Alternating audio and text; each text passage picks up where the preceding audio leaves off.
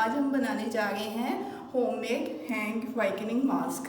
ठीक है, इसके लिए हमें चाहिए है लेमन, जो कि मैंने ले लिए हैं। ये देखिए, इसको हम इस तरह से कट कर लेंगे। ठीक है, और ये देखिए लेमन हमने ले लिया है, इसको हम कट कर देंगे। ये देखिए लेमन ले लिया है हमने, और ड्राई लेमन नहीं लेना बिल्कुल भी। ठीक है, ऐसा लेमन लेना है जिसमें रस हो बहुत अच्छी क्वालिटी में। ठीक है, तभी आपका जो है वो मास्क बहुत अच्छा सा बनेगा और अप्लाई भी बहुत अच्छा होगा आपके हैंड पे। ठीक है, शुगर हम निकाल रहे हैं आपको, इसको अच्छी तरह से जो है ना इसमें मिक्स कर लेना है। ठीक है,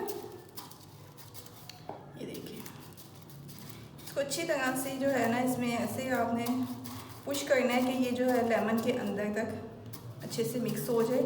ठीक है, इसके लेमन के जूस में। ठीक है, इसको अच्छी तरह से इससे हम कर लेंगे। ठीक है, ये देखिए थोड़ा सा और हमने इसको अच्छी तरह से जो है अप्लाई करना है। ठीक है, कि लेमन जो है लेमन के जूस में जो है ना ये मिक्स हो जाए।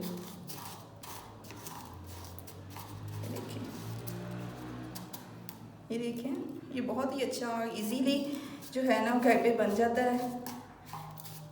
तो आजकल सर्दियां हैं, सर्दियों में विंटर में वैसे भी जो है ना हैंड जो होते हैं वो ख़राब हो जाते हैं, आपकी स्किन जो है वो ख़राब हो जाती है, तो उसके लिए बहुत ज़्यादा अच्छा है। इसको अच्छे से हमने जो है ना उसको शुगर को इसमें जो है ना ऐड कर लेना है। ठीक है, ये देखिए इस तरह से करना है आपने कि ये जो है शुगर जो है ना लेमन के जूस के अंदर तक जो है ना वो चली जाए, मिक्स हो जाए, लेमन के अंदर तक चली जाए। ठीक है, ये देखिए ये देखिए अब हमने इसको बना लिया था।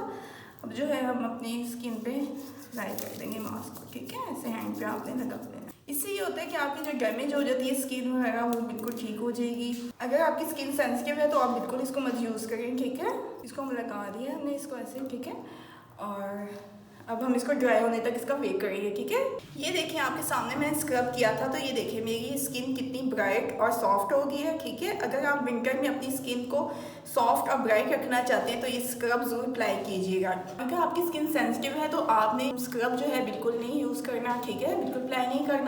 अब नेक्स्ट वीडियो में मिलेंगे। अल्लाह हाफिज़।